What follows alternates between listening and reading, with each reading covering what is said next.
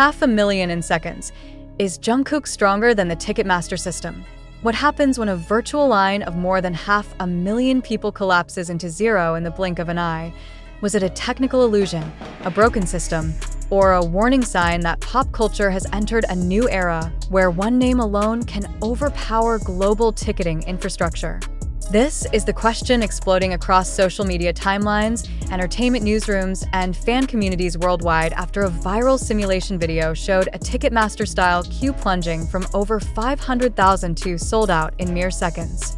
And as shock turned into disbelief, disbelief into anger, and anger into heated debate, one phrase began to dominate the conversation with unsettling consistency. This isn't about the system. This is about Jungkook. The video did not show a real crash. It did not confirm a server failure. It did not expose a hack. What it did instead was something far more unsettling for the industry. It visualized fear. A collective fear shared by millions of fans who already know what is coming. The BTS Arirang World Tour, announced as the group's monumental return to the global stage after completing military service, is not just another tour. With 79 shows across 34 cities and 23 countries, opening on April 9, 2026 in Goyang, South Korea, and closing on March 14, 2027 in Manila. The tour has already been framed by analysts as one of the largest live music events of the decade. But the viral simulation video reframed the story entirely. It asked a more provocative question, one that refuses to go away. Are fans witnessing the limits of ticketing technology, or the true scale of Jungkook's gravitational pull, as the video spread across X, formerly Twitter, racking up hundreds of thousands of views and reactions? The emotional temperature rose instantly. Fans described feeling anxious, euphoric, terrified, and exhilarated all at once. Some joked about manifesting tickets. Others openly predicted a bloodbath during pre-sales. But beneath the humor and memes was a serious undercurrent. Many fans insisted that blaming Ticketmaster missed the point. According to them, the system wasn't failing. It was being overwhelmed by something unprecedented, demand-driven not just by BTS as a group, but by Jungkook as a singular global force. Why Jungkook? Why now? And why are analysts, fandom observers, and even casual music listeners beginning to frame this moment not as a BTS story alone, but as a Jungkook phenomenon? To understand the intensity of the reaction, one must first understand the psychology behind the queue. Ticket queues are not just technical processes, they are emotional theaters. Each number represents hope delayed, dreams measured in seconds, and the brutal mathematics of scarcity. When a simulation shows 500,000 people disappearing in seconds, it triggers a primal response. It forces fans to confront the possibility that no amount of preparation, loyalty, or speed will be enough. And when fear spreads at that scale, it seeks a cause. Initially, the usual suspect emerged: Ticketmaster. The company's name has long been associated with controversy, monopolistic practices, and high-profile failures during major tour sales. But this time, something felt different. The video was a simulation, not a documented crash. There was no official report of servers going down. And yet, the anxiety felt real because the scenario felt plausible. That plausibility is where Jungkook enters the narrative. Across the United States, Europe, and Latin America, Jungkook's popularity has evolved beyond traditional K-pop boundaries.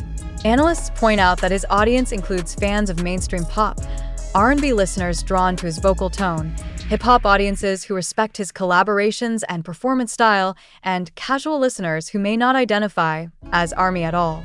This cross-genre appeal matters.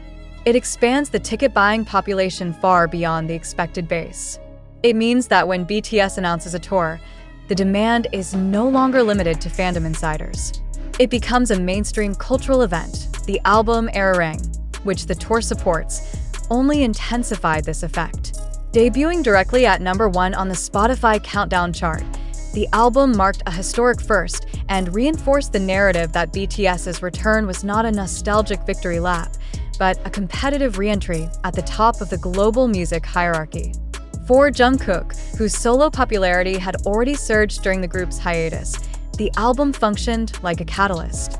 It reconnected his individual stardom with the group's collective power, creating a convergence that the industry rarely sees. This convergence is what makes the 500,000 in seconds scenario feel believable. Not inevitable, but believable. Fans know that pre-sales for major cities like Los Angeles, where BTS is scheduled to perform at SoFi Stadium on September 5th, 2026, will attract not just local buyers, but international fans willing to travel continents. VIP packages, including soundcheck access and exclusive merchandise, add another layer of urgency. The stakes are high and everyone knows it, but the most fascinating aspect of the discourse is how quickly it shifted from logistics to mythology. Online, Jungkook is no longer discussed merely as a member of BTS or even as a superstar.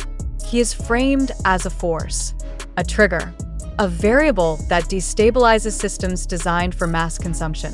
When fans write, "This isn't about a broken system, this is about Jungkook," they are articulating a belief that technology, infrastructure, and corporate planning are no longer sufficient to contain his reach.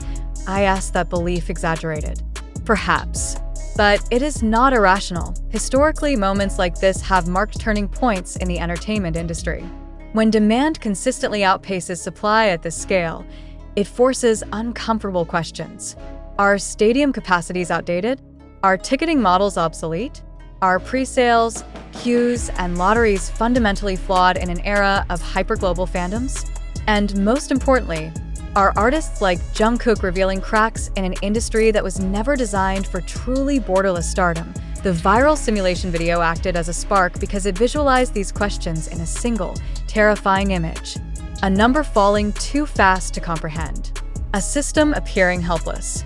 A sold-out stamp landing like a verdict. It did not matter that the video was not real. What mattered was that everyone could imagine it being real.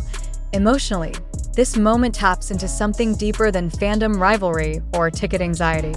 It touches on scarcity in a hyper-connected world. Fans are more informed, more mobilized, and more emotionally invested than ever before.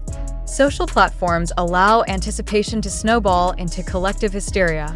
Every repost amplifies the sense that time is running out. Every comment adds pressure. And in the center of it all stands Jungkook, silent but omnipresent, his name enough to ignite chaos. In Latin America, where BTS's popularity has surged dramatically in recent years, fans have already begun organizing travel plans, saving strategies, and online support groups to prepare for ticket sales. In Europe, discussions focus on whether additional dates will be added to meet demand. In the United States, industry insiders quietly speculate about whether even multiple nights at major stadiums will be enough. These are not hypothetical concerns. They are responses to data, trends, and lived experience. Yet, there is also joy embedded in the panic. The anxiety is proof of relevance. The fear of missing out is inseparable from the thrill of belonging to something historic. Fans know that witnessing BTS's return through the Arirang World Tour is not just about attending a concert. It is about participating in a cultural moment that will be referenced for years, perhaps decades. For Jungkook fans in particular, it is about seeing an artist whose growth they have followed now command a stage and a system at an almost unimaginable scale. Critics may argue that framing Jungkook as stronger than Ticketmaster is hyperbolic. They may point out that infrastructure can be upgraded, that algorithms can be optimized, that demand can be managed. And technically, they are correct. But culturally, the metaphor holds power. It captures the feeling that something organic and human, devotion, emotion, identity, has outpaced something mechanical and corporate. This is why the question refuses to fade. Is Jungkook stronger than the Ticketmaster system?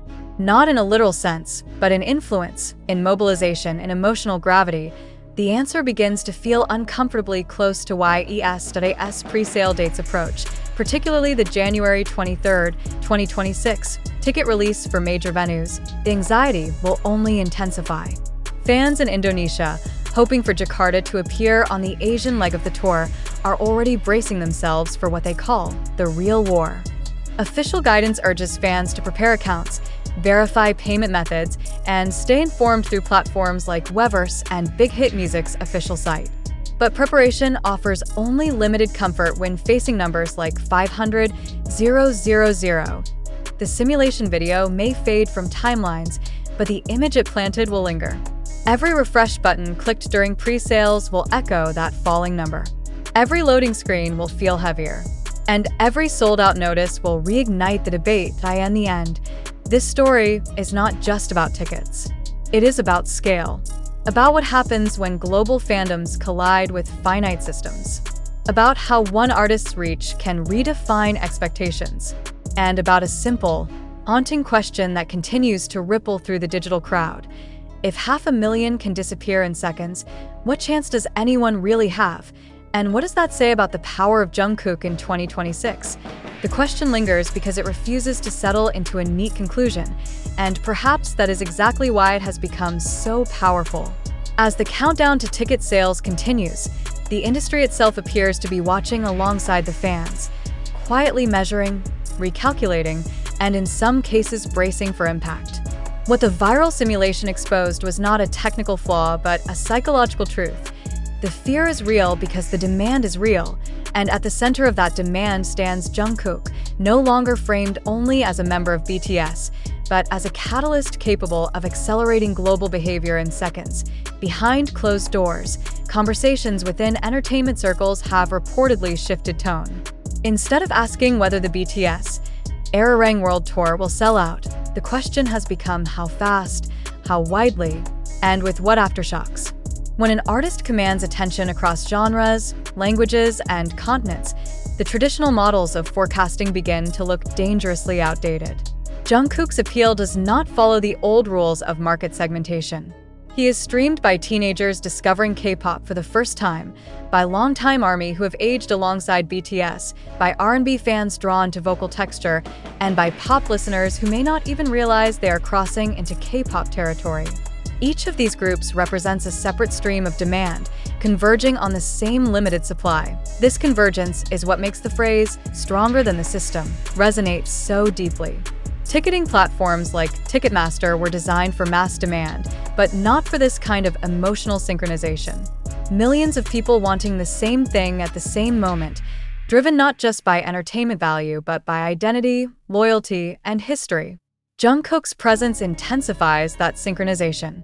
His name alone is enough to mobilize fans who might otherwise hesitate, who might skip a tour, who might wait for resale. With him, hesitation disappears. The emotional language used by fans online reveals just how high the stakes feel. Words like anxious, terrified, stressed, and freaking out appear alongside expressions of joy and pride. This emotional whiplash is not accidental. It is the result of anticipation stretched to its breaking point. Fans know they are facing a numbers game they cannot control, and yet they feel compelled to participate because the alternative, missing out, feels unbearable. This is not just consumer behavior, it is collective experience. What complicates the narrative further is the timing. BTS's return after military service carries symbolic weight that goes beyond music. It represents continuity after pause, reunion after separation, and resilience after uncertainty. Jungkook, having maintained and even expanded his global influence during that hiatus, becomes the bridge between past and future. For many fans, attending this tour is not optional. It is a personal milestone, a chapter they feel they must witness firsthand.